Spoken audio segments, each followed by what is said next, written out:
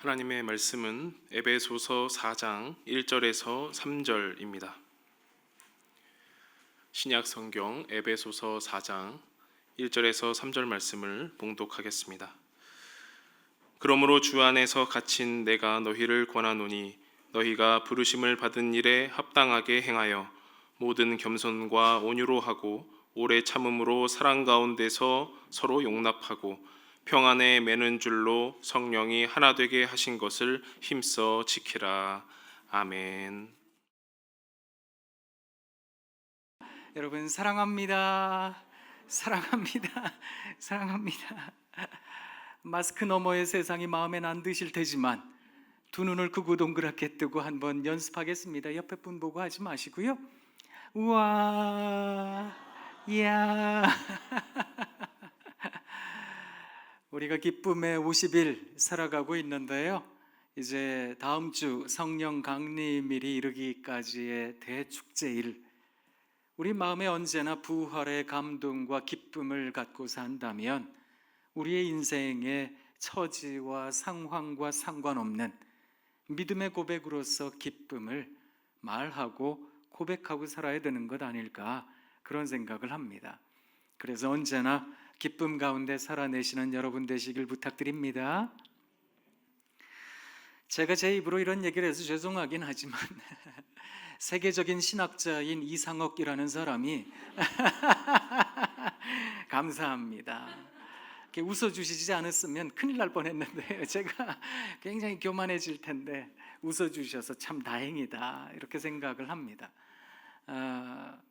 저는 이 에베소서라는 성경을 가정의 달에 꼭 읽어야 될 하나님의 말씀이다, 이렇게 생각을 하는데요.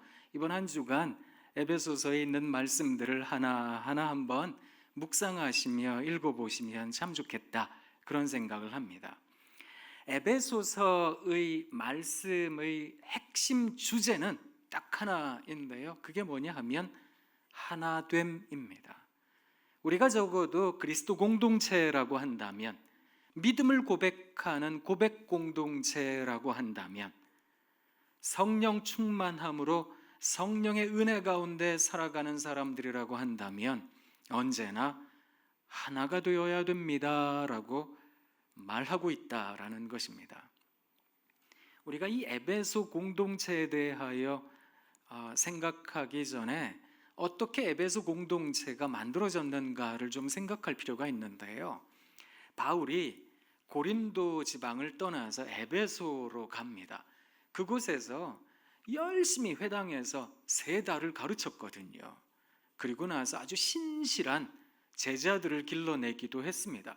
12사람 정도 말입니다. 처음 이들을 만났을 때 너희가 성령을 받았느냐, 세례를 받았느냐 그랬더니 예수 그리스도에 대하여 잘 몰랐어요. 그 성령 세례에 대하여도 잘 몰랐고 요한의 세례밖에 몰랐거든요. 그래서 이들에게 열심히 강론을 통해서 복음을 증거하고 또 예수의 이름으로 세례도 주고, 그래서 신실한 그리스도 공동체가 이제 마련이 된 겁니다. 거기에 그쳤던 것이 아니라 두란노 서원이라는 곳을 빌려서, 여기가 이제 일종의 독서 강론 집회장이었는데 거기에서 하나님의 복음에 대하여, 그리스도 예수의 십자가의 은혜에 대하여 아주 열심히 가르쳤던 겁니다. 우리가 그 본문을 잠깐 같이 읽어보길 원하는데요. 사도행전 19장 8절로 10절까지 말씀입니다. 화면에 올려드릴 테니까 같이 한번 읽어보도록 하겠습니다. 시작. 바울이 회당에 들어가 3달 동안 담대히 하나님 나라에 관하여 강론하며 권면하되, 어떤 사람들은 마음이 굳어 순종하지 않고 무리 앞에서 이 도를 비방하거늘 바울이 그들을 떠나 제자들을 따로 세우고 두란노 서원에서 날마다 강론하니라. 2해 동안 이같이 하니 아시아에 사는 자는 유대인이나 헬라인이나 다 주의 말씀을 듣더라. 바울이 열심히 복음으로 증거했더니 아까 우리 기도해 주셨던 집사님께서 기도해 주셨던 그 내용처럼 이게 지역 혹은 인종 또 재산의 유무 또 지식이나 이런 학벌의 유무 이런 것과 상관이 없이 헬라인이나 유대인이나 다 한 자리에 모여서 함께 하나님의 말씀을 들었다, 이렇게 이야기를 하는 겁니다. 복음이 전해지는 곳에는 인종과 지역, 상황, 출신, 학벌, 재산 이런 것들이 다 뛰어넘어진다는 건데요. 그래서 그리스도 공동체가 마련되면서 이 에베소 교회 공동체는 여러 사람들이 있었지만 그들이 하나가 되었다라는 겁니다. 그렇게 만들어진 게 에베소 공동체였는데 나중에 바울이 로마 감옥에 갇히게 됩니다. 세월이 흘러서 이제 에베소 지역을 떠나게 된 거죠. 로마 감옥에 갇힌 바울이 4편의 서신을 씁니다. 에베소서, 골로새서, 빌립보서, 그리고 빌레몬서, 이렇게 4편의 서신을 쓰게 되는데 그 중에 하나가 에베소서거든요.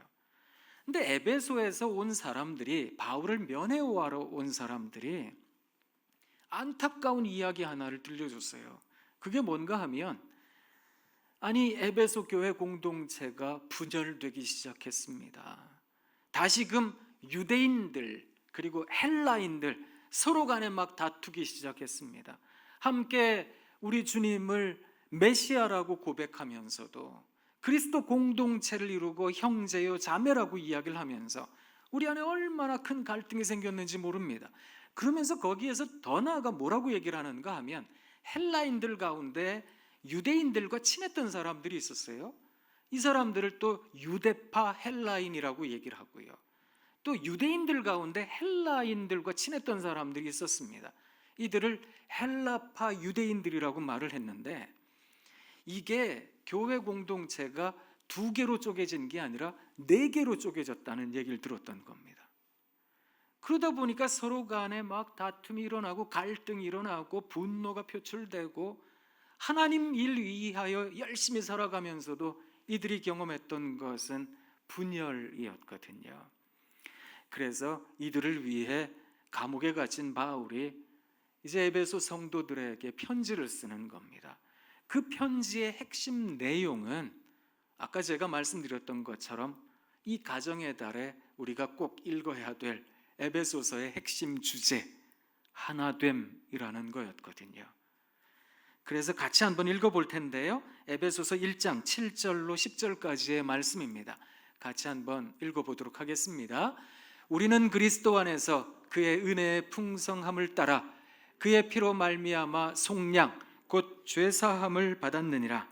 이는 그가 모든 지혜와 총명을 우리에게 넘치게 하사 그 뜻의 비밀을 우리에게 알리신 것이요, 그의 기뻐하심을 따라 그리스도 안에서 때가 찬 경륜을 위하여 예정하신 것이니, 하늘에 있는 것이나 땅에 있는 것이 다 그리스도 안에서 통일되게 하려 하심이라. 그러니 그의 피로 말미암아 속량 곧 죄사함을 받은 그리스도 공동체는 하늘에 있는 것이나 땅에 있는 것이나 다 그리스도 안에서 통일을 이루어야 됩니다. 이걸 성도들에게 깨우쳐줬던 겁니다. 그러면서 실질적인 우리 그리스도 공동체가 다시 한 번 더 회복하고 다시 한 번 더 기억해야 될 아주 역사적인 사실, 그것을 떠올리게 했는데요. 이게 2장 14절로 18절까지의 말씀입니다. 또 한 번 더 같이 읽어보도록 하겠습니다. 그는 우리의 화평이신지라 둘로 하나를 만드사 원수된 것 곧 중간에 막힌 담을 자기 육체로 허시고 법조문으로 된 계명의 율법을 폐하셨으니, 이는 이 둘로 자기 안에서 한 새 사람을 지어 화평하게 하시고 또 십자가로 이 둘을 한 몸으로 하나님과 화목하게 하려 하심이라. 원수된 것을 십자가로 소멸하시고 또 오셔서 먼 데 있는 너희에게 평안을 전하시고 가까운 데 있는 자들에게 평안을 전하셨으니, 이는 그로 말미암아 우리 둘이 한 성령 안에 아버지께 나아감을 얻게 하려 하심이라. 아멘. 성령의 은혜를 받은 사람들은 하나됨이 있어야 됩니다. 그 얘기를 하면서 우리 주님 십자가의 의미를 깨우쳐줬던 겁니다. 주님께서 십자가에 달리신 것은 중간에 막힌 담을 허시는 일이었습니다. 먼 데 있는 사람이나 가까운 데 있는 사람이나 다 하나가 되게 하셨던 겁니다. 여러분 화목해야 됩니다. 믿음 공동체, 성령 공동체는 다투면 안 됩니다. 평화가 있어야 됩니다. 이것을 얘기했던 겁니다. 사실 인생을 살아가다가 보면 우리는 뜻하지 않게 어떤 위치에 서기도 하거든요. 그러지 않으면 참 좋겠다 이런 생각을 할 때가 참 많은데요. 그냥 살면 안 될까? 그냥 지내면 안 될까? 제가 여러분들에게 조동예 시인의 그냥이라는 말이라는 시 한 편 읽어드릴게요. 한번 들어보세요. 그냥이라는 말 참 좋아해요. 별 변화 없이 그 모양 그대로라는 뜻. 마음만으로 사랑했던 사람에게 전화를 걸어 난처할 때 그냥 했어요 라고 하면 다 포함하는 말. 사람으로 치면 변명하지 않고 허풍 떨지 않아도 그냥 통하는 사람. 그냥이라는 말 참 좋아해요. 자유다, 속박이다, 경계를 지우는 말이 아닌 그냥 살아요, 그냥 좋아해요. 산에 그냥 오르듯이 물이 그냥 흐르듯이 그냥이라는 말 참 좋아해요. 저는 여러분 그냥 좋아하거든요. 뭐 출신 때문에 좋아하는 게 아니고요. 여러분이 어떤 사상과 생각을 갖고 있기 때문에 좋아하는 게 아니고요. 그냥 여러분 좋아해요. 우리 하나님께서도 여러분의 존재 자체로 기뻐하시잖아요. 그렇게 살아갈 수는 없을까? 저도 그런 생각 참 많이 하거든요. 사회생활 하다 보면 어떨 때는 왜 진보니 보수니 이쪽이니 저쪽이니 이러고서 서로 갈등을 경험할 때가 참 많기도 한데요. 그게 아니라 그냥 그리스도 공동체니까 그냥 좋아요, 그냥 사랑합니다, 그냥 참 행복합니다. 그러고 살면 안 될까? 근데 이게 진짜로 어려운 게 삶이 팍팍해지고 삶이 어려워지면 자꾸만 내 생각, 내가 가지고 있는 철학, 내가 가지고 있는 그런 사상에 매몰된 듯 살아갈 때가 진짜 많거든요. 어렵게 말씀드렸습니다만 쉽게 말씀드리면 이렇습니다. 나는 분명히 아침부터 열심히 일을 했거든요. 열심히 빨래하고 청소하고 다리미질하고 다 해서 너무너무 피곤해가지고 의자에 잠깐 앉아서 졸고 있는데 그때 집으로 들어온 배우자가 이렇게 자빠져서 잠이나 자고 있다고 그런 얘기를 하고 그래 보세요. 그러면 얼마나 속상하겠습니까? 저 사람은 왜 내 편에서 생각을 못할까? 저 사람은 왜 내 입장에서 말을 못할까? 그게 진짜 아쉽게 느껴지거든요. 또 나는 아침부터 열심히 일을 했다고요. 나보다 나이 어린 사람 앞에 가서 굽실굽실 거리면서 어떻게 하든 돈 벌고 어떻게 하든 살아남으려고 열심히 살아가고 있는데 집으로 들어왔더니 배우자가 이것밖에 못 보러 오느냐 그러고 옆집에 저 사람은 이런 데도 가고 저런 것도 사주고 하던데 이런 얘기 들으면 진짜 너무너무 속상하잖아요. 왜 저 사람 내 마음 몰라줄까? 사람이라는 존재는 다 인정받기를 원합니다. 그래서 내 편에서 좀 생각해 주길 원하거든요. 여러분 그런데 이게 아주 재미있는 한 가지 사건이 있는데 우리가 다음 주일이면 성령 강림절을 우리가 지키게 됩니다. 처음 사도행전 2장에서 성령께서 오순절 마가의 다락방에 강력하게 역사했을 때 어떤 일이 있었는가 하면 이 갈릴리 사람들이 세상의 여러 지역에 있는 말들을 하기 시작한 겁니다. 그래서 그걸 들었던 많은 사람들이 이제 절기에 따라 오순절 절기에 따라서 이제 이 유대 땅에 왔던 많은 사람들이 아니 우리는 아라비아 사람이고 나는 메대 사람이고 나는 그레데 사람이고 나는 이런 지역 저런 지역 사람인데 우리나라 말이 들린다. 이거 가지고 이 사람들이 놀랬거든요. 여러 지역에 온 사람들이 심지어는 저 사람들이 뭐 술에 취했다 이래가지고 조롱하기도 했었는데요. 성령 강림의 은혜를 경험한 사람들은 자기 언어를 말한 게 아니라 다른 나라 사람들의 말을 하기 시작했다는 겁니다. 이걸 어떻게 유추할 수 있는가 하면 어떻게 해석할 수 있는가 하면 내 언어에 사로잡히는 것이 아니라 상대방의 언어를 사용하기 시작했다는 거거든요. 그리고 나서 하나님의 큰 일을 가르쳐 주기 시작한 겁니다. 이게 방언의 핵심이거든요. 그래서 바벨탑 이래로 언어가 흩어졌는데 그 언어 흩어졌던 것이, 그 분열했던 것이 성령 충만의 은혜로 말미암아 사람들이 내 언어에 사로잡히는 것이 아니라 그 사람의 언어를, 그래서 서로 간에 하나의 유니티, 하나의 어떤 일치를 경험하게 되었다는 겁니다.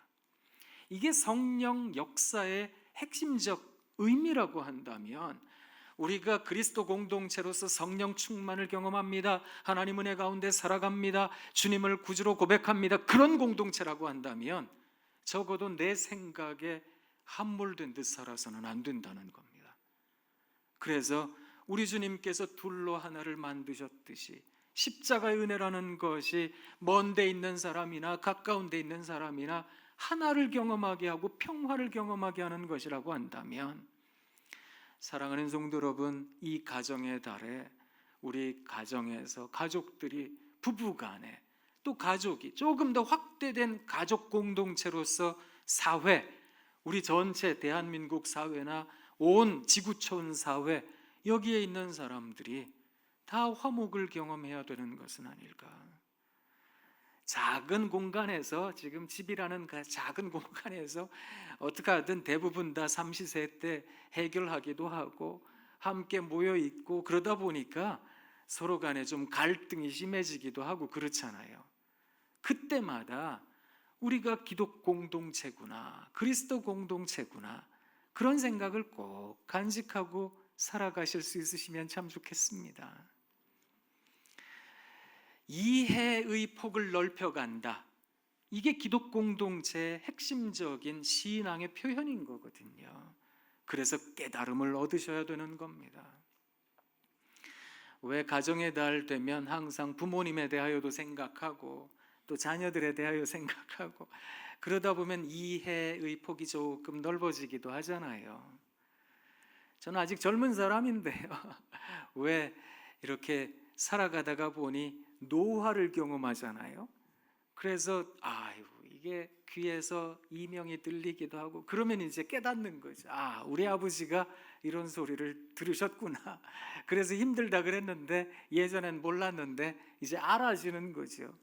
또 눈에 막 이런 게 떠돌아다니는 거 이게 이제 뭐 조그만한 지렁이 같은 거면 괜찮은데 이따만 왕방울 같은 게 돌아다니고 이러면은 아이고 이게 늙어간다는 게 뭘까, 그러면서 이제 부모님 생각하는 거죠. 저희 어머니는 관절로 진짜 일생 힘들어 하셨는데, 제가 일전에는 그 무릎이 너무너무 아파가지고 병원을 갔더니 의사 선생님이 저한테 그러더라고요. 선생님은 얼굴은 곱상하게 생겨서 도시적으로 생겼는데 무릎은 농촌의 농부의 무릎이라고 어디서 밭일을 이렇게 많이 했느냐고 퇴행성 관절염이라고 이제 그때가 되면 이제 부모님 마음도 알아지고 뭐 이런 거잖아요. 이게 세월이 한참 지나야 깨달아지는 그런 깨달음에 이르듯이 그리스도 공동체가 된다는 건, 믿음 공동체가 된다는 건 이 시간을 줄이는 거죠. 그래서 은혜를 떠올리게 되다 보니까 하나됨을 경험하고 이 사람도 필요하고 저 사람도 알게 되더라, 이런 거거든요. 그런 취지에서 여러분, 오늘 우리가 함께 봉독한 말씀을 읽으셔야 됩니다. 여기까지가 서론인데요, 아니 아직도 서론이야? 이렇게 생각하실 수 있는데 이제 금방 끝납니다. 이제 걱정하지 마세요. 4장 1절로 3절까지의 말씀을 같이 한번 읽어보도록 하겠습니다. 시작. 그러므로 주 안에서 갇힌 내가 너희를 권하노니 너희가 부르심을 받은 일에 합당하게 행하여 모든 겸손과 온유로 하고 오래 참음으로 사랑 가운데서 서로 용납하고 평안에 매는 줄로 성령이 하나 되게 하신 것을 힘써 지키라. 이게 에베소 공동체에게 하고 싶었던 핵심적인 주제였습니다. 평안에 매는 줄로, 여러분 다투면 안 됩니다. 어떻게 하든 화목해야 돼요. 평화로워야 돼요. 그리고서 이 말씀했던 게 성령에 하나 되게 하신 것을 힘써 지키려는 겁니다. 이거 그냥 지킬 수는 없고 힘써 지키셔야 된다는 겁니다. 전 먹던 힘까지 다 쏟아내라, 이런 말을 하는 거거든요. 왜냐하면 이게 어렵기 때문에 그렇습니다. 날마다 주의 은혜 안에 살고 날마다 하나님 고백하고 살지만 순간순간 우리는 죄악의 종노릇할 때가 진짜 많거든요. 그래서 나쁜 생각할 때도 많고, 이게 또 열심히 살아가고 또 신앙생활 열심히 하고 봉사하고 구제하고 그러면 좋은 날 올 거라고 얘기하잖아요. 그런데 또 막상 그렇지가 않을 때도 있거든요. 제가 아주 좋은 글 하나 읽어드릴게요. 이게 사랑하는 가족에게 들려주고 싶은 이야기라는 책이 있는데 거기에 찬송가라는 글이 있거든요. 한번 들어보세요. 나는 남동생이 무언가에 몰두하고 있는 것을 주의 깊게 지켜보았다. 동생은 거실 한쪽에 앉아 한 손에는 펜을 들고 한 손에는 아빠의 찬송가를 들고 있었다. 아빠가 거실로 들어가시자 남동생은 조금 움찔했다. 자신이 뭔가 잘못했다는 것을 느낀 것이다. 먼 발치서 보니 남동생은 아빠의 새 찬송가를 펴서 첫 장에 펜으로 한 장 가득히 낙서를 해놓았다. 두려움에 질려 아빠를 쳐다보며 남동생도 나도 아빠의 벌이 떨어지길 기다렸다. 아빠는 귀중한 찬송가를 집어들고는 자세히 바라보고 한마디 말씀도 없이 앉으셨다. 아빠는 성직자이며 학위를 여러 개 받으신 분으로 책을 소중히 여기시는 분이었다. 아빠에게 있어서 책은 지식을 의미했다. 그러나 아빠는 자식들을 사랑할 줄 아는 분이셨다. 그 상황에서 아빠가 보이신 행동은 놀라웠다. 동생을 벌하거나 꾸짖거나 소리치고 질책하는 대신 앉으셔서 동생의 손에서 펜을 받으셨다. 그리고는 동생 존이 해놓은 낙서 옆에 이렇게 쓰시는 것이었다. 1959년 아들 존이 2살 때 쓴 글, 굉장히 오래된 글이죠. 너의 아름다운 얼굴과 나를 바라보는 따스하고 초롱초롱한 눈을 들여다보며 내 새 찬송가에 낙서를 한 너로 인해 내가 얼마나 하나님께 감사를 드렸는지 모른다. 너의 형과 누나들로 인해 내 삶이 그랬듯이 너로 인해 이 책이 거룩한 책 되었구나. 굉장히 좋은 아버지죠. 나는 생각했다. 어떻게 이것을 버리라 할 수 있으랴. 때때로 나는 싸구려 문고판이 아닌 내가 오랫동안 보관해야 될 책 한 권을 뽑아서 내 아이에게 주고 그 책에 낙서를 하거나 이름을 쓰게 한다. 그리고 그들의 작품을 보면서 내 아버지를 떠올리며 삶에서 소중한 것이 무엇인지를, 아버지께서 어떻게 가르쳐 주셨는지를 생각한다. 아버지가 가르쳐 주신 것은 사물보다 사람이, 판단보다 관용이, 가족에게 가장 중요한 것은 사랑이라는 사실이었다. 좋으시지요? 제가 이거 읽으면서 예전에 굉장한 감동을 받았거든요. 저도 성직자잖아요. 저도 학위를 여러 개 받았거든요. 그래서 이걸 해봐야지. 이래가지고 저 애들이 아직 어렸을 때 제가 진짜 어려운 살림에 두껍게 산 목회상담 사전이 있는데 이게 15만 원 넘게 하는 책이거든요. 그거를 애한테 줬어요. 주면서 야, 이거 네 마음대로 해봐라. 그럼 분명히 책에 의하면 책 겉장을 딱 해서 첫 장에 낙서를 해야 되는데 얘가 딱 펼치더니 중간을 쭉 찢었어요. 제가 제 눈에 불이 튀어나왔거든요. 이게 왜 이걸 찢고 있느냐고. 애가 저한테 하소연을 했어요. 마음대로 하려면서요. 저희 애는 그 낙서를 하고 싶었던 게 아니라 이거 종이접기를 하고 싶었던 거거든요. 책대로 잘 안 돼요. 뭐든 보면 하나님 말씀대로 살려고 하지만 이게 쉽지가 않은 것 같습니다. 그렇지만 또 힘써 지켜야 되잖아요. 그래서 거기에다가 이제 테이프로 이렇게 붙이고 거기 썼어요. 화살표 해놓고 우리 아들이 5살에 찢어놓은 곳, 너의 사랑스러운 2손가락이 이곳을 찢을 때 내 마음도 찢어졌다. 그러나 너로 인하여 이 책이 거룩한 책이 되었다. 이렇게 적어놨거든요. 이게 사실 힘들어요. 뭔가 참 예수님 믿고 살면 좋은 날 오지. 그렇지만 이게 영 책대로 안 될 때가 많다 이런 생각하거든요. 그래서 오늘 함께 봉독한 에베소서 4장 1절에서는 이렇게 말을 합니다. 그리스도 주 안에서 갇힌 내가 너희를 권하노니 너희가 부르심을 받은 일에 합당하게 행하여. 이게 무슨 말인가 하면 부르심을 받았다, 이 사명자 정체성을 먼저 가지려는 겁니다. 부르심을 받았다. 나는 그리스도 공동체로서 나는 부르심을 받은 사람이다. 내가 예수님 믿게 된 것은 부르심을 받은 거다. 그래서 하나님께서 나를 부르셨으니 나는 그 부르심에 응답하며 삽니다. 이런 정체성을 가지시려는 겁니다.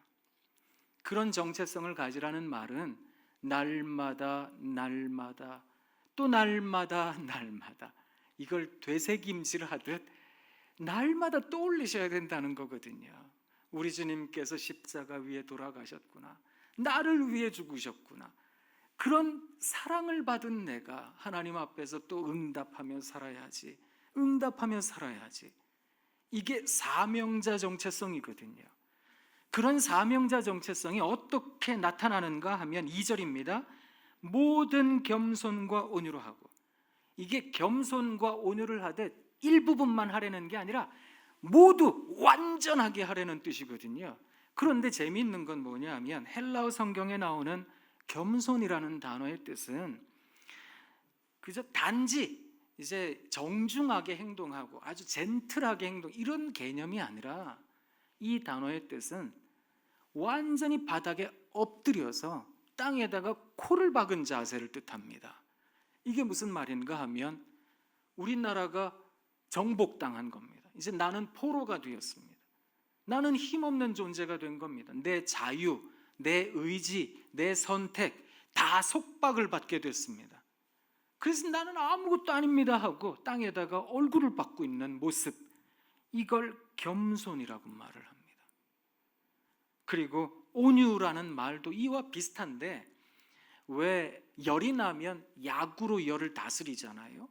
또 더위가 있다면 시원한 바람으로 다스리잖아요. 뭐 정신없이 뛰는 말 있잖아요. 이 말은 또 좋은 조련사가 다스리잖아요. 그런 것처럼 이 온유라는 단어는 다스려졌다 이런 말이라는 겁니다. 다시 말하자면 이게 날마다 내가 부복하고 자복하고 하나님 앞에서 통회자복하고 나를 깨치고 깨우치고, 그래서 나라는 자아, 내 생각, 내 철학, 내가 가지고 있는 그런 생각, 이걸 날마다 깨려는 겁니다. 그게 모든 온유와 겸손으로 하라 이런 말이거든요. 그리고 오래 참음으로 사랑 가운데 서로 용납하고.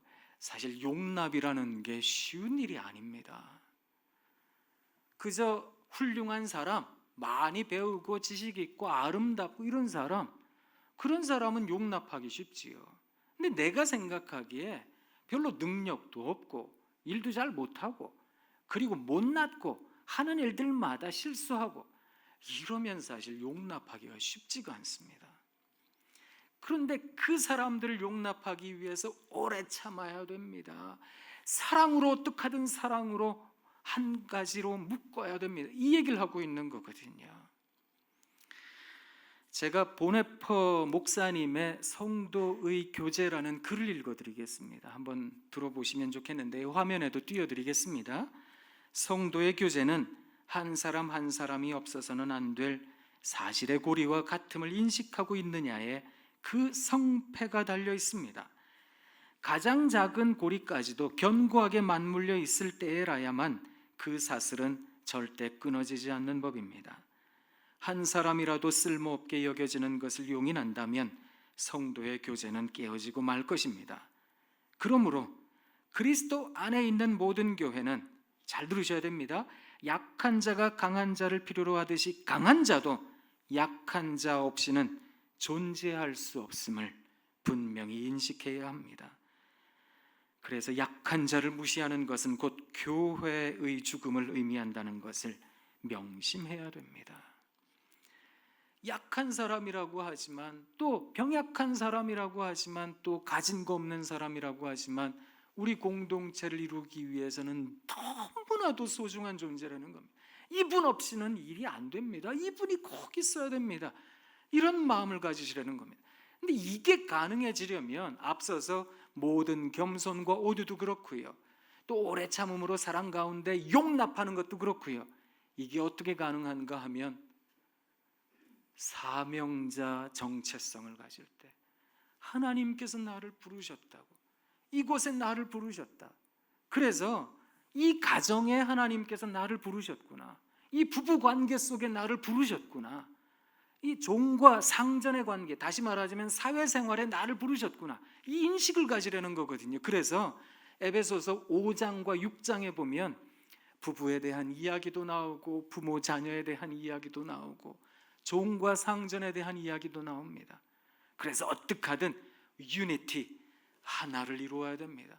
하나를 이룬다는 건 똑같아진다는 게 아닌 거거든요. 뭐 홍길동이나 또 손오공이 분신술에서 똑같은 존재를 만든다, 그런 개념이 아니라 서로 간에 화합하는 것, 평화를 이루는 것, 내 작은 부분까지 채워줄 수 있는 사람이라고 여기는 것, 그렇게 만나는 것, 이걸 말하는 거거든요. 근데 이게 어려우니까 에베소서 마지막에 보면 여러분 전신갑주를 입어야 됩니다, 이렇게 이야기를 합니다. 왜냐하면 이 전신갑주를 입지 않으면 우리는 또 마귀의 종노릇할 때가 많으니까 마귀를 대적해야 됩니다. 이런 말씀으로 에베소서는 마무리가 됩니다.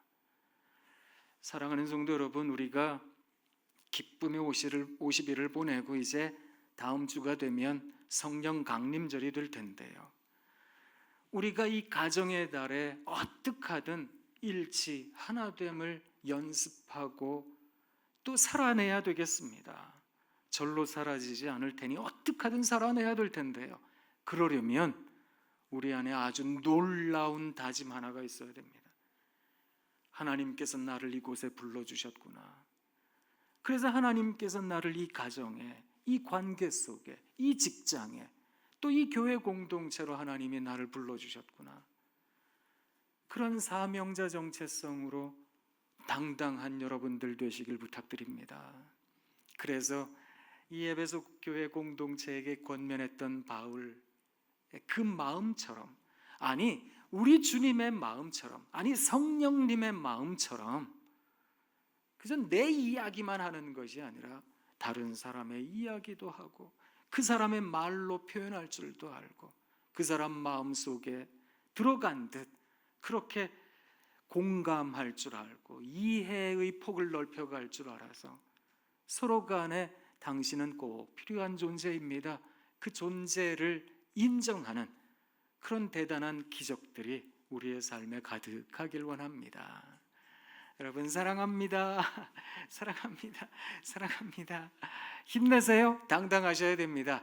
또 영상을 통해 함께 예배드리시는 여러분도 어떻게 하든 잘 살아내시기를 부탁드립니다. 이 가정의 달에 하나가 되는 우리 모두가 되길 원합니다. 기도하겠습니다. 하나님 참 고맙습니다. 말씀을 분깃으로 삼고 살아갑니다. 말씀을 묵상합니다. 말씀을 필사합니다. 그 은혜를 통하여 우리가 사명자구나 라고 하는 생각을 회복하게 해주시고 그 사명자 정체성으로 이 세상을 하나가 되게 하는 우리 덕소 교회 공동체가 되게 하옵소서. 예수님 이름으로 기도합니다. 아멘.